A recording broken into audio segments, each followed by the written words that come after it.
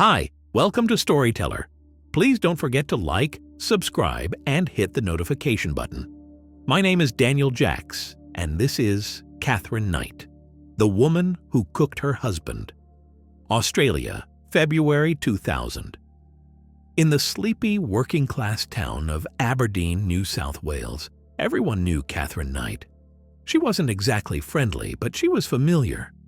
The loud woman with flaming red hair, a thick Australian accent, and arms like a butcher. Because that's what she was, a slaughterhouse worker.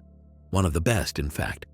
First woman in Australia to land a job at the meatworks.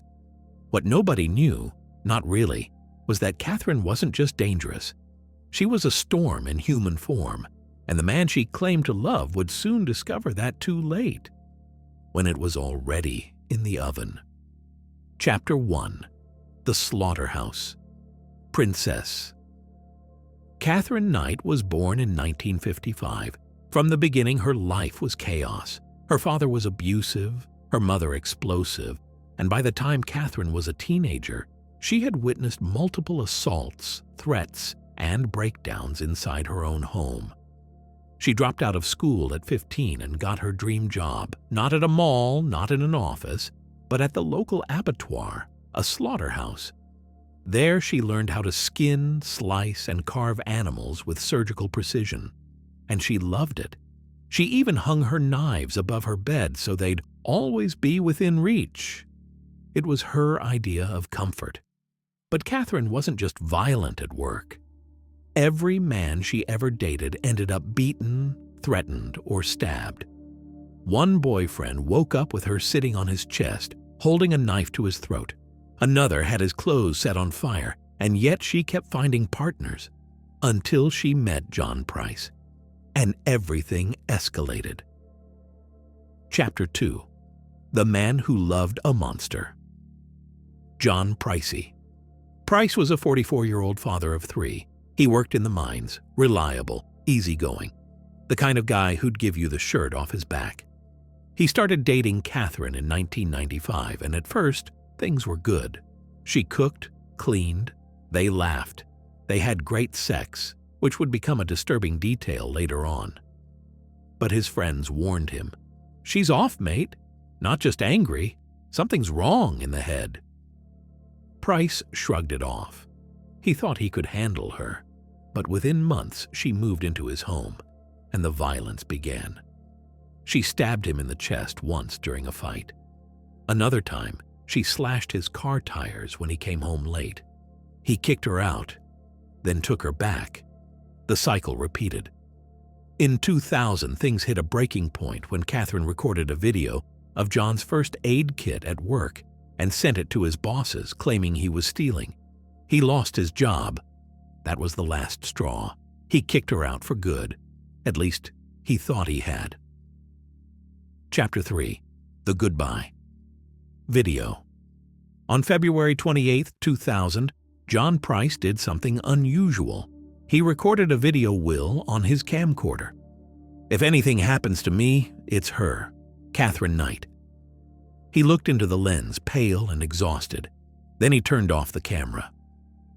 That night, he told coworkers he was afraid to go home, but he had no choice. His kids sometimes stayed there. He wanted to grab some things and sleep with the bedroom door locked. Around 11 p.m., he got home. Everything seemed normal. The house was quiet. He took a shower, climbed into bed, and fell asleep. What happened next is one of the most gruesome acts ever committed on Australian soil. Chapter 4. Blood on the Walls. The next morning, John didn't show up for work. Coworkers got worried. They called. No answer. After a few hours, 2 of them drove to his house. His car was still in the driveway. When police arrived, they broke down the back door, and what they found made seasoned officers vomit on the front lawn. There was blood everywhere. Walls, floor, hallway, even the ceiling. John Price's skin, yes, his entire skin, had been peeled off in one piece, from the scalp down to the feet, and hung from a meat hook in the living room like a curtain. And his head was found in a pot on the stove, simmering in vegetables. He had been stabbed 37 times, mostly in the chest and back. Medical examiners believe he woke up during the attack and tried to fight back, leaving defensive wounds on his hands and arms. It didn't matter.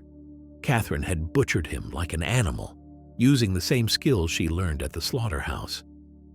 Chapter 5. The Dinner Table. But somehow it gets even worse. On the dining room table were 2 full place settings, plates, utensils, and name cards.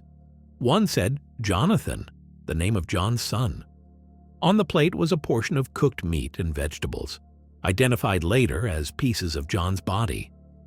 Katherine Knight had planned to serve her murdered lover to his own children.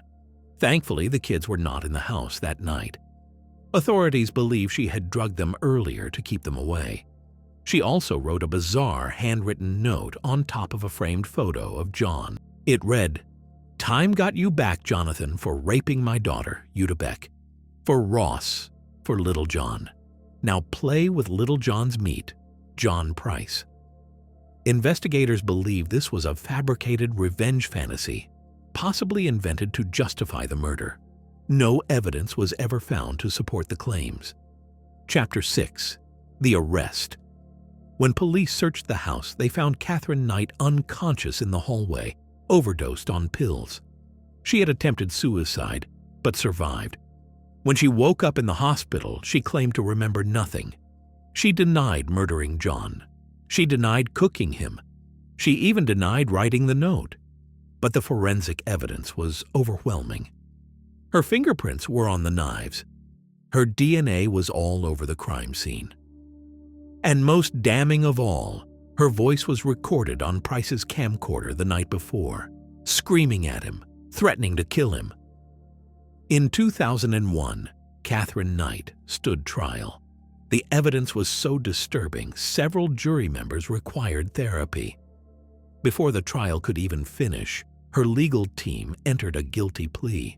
She was sentenced to life in prison without the possibility of parole, the first woman in Australian history to receive that sentence. She is still alive today, incarcerated at Silverwater Women's Correctional Center. There's no mystery here, no unsolved puzzle, just a brutal truth. Katherine Knight didn't just murder John Price, she desecrated him, she cooked him, and she nearly fed him to his children. In the quiet town of Aberdeen, people still shudder when they pass the old house on St. Andrew Street. They whisper her name like it's a curse, because sometimes the worst monsters don't come from the jungle, they come from next door.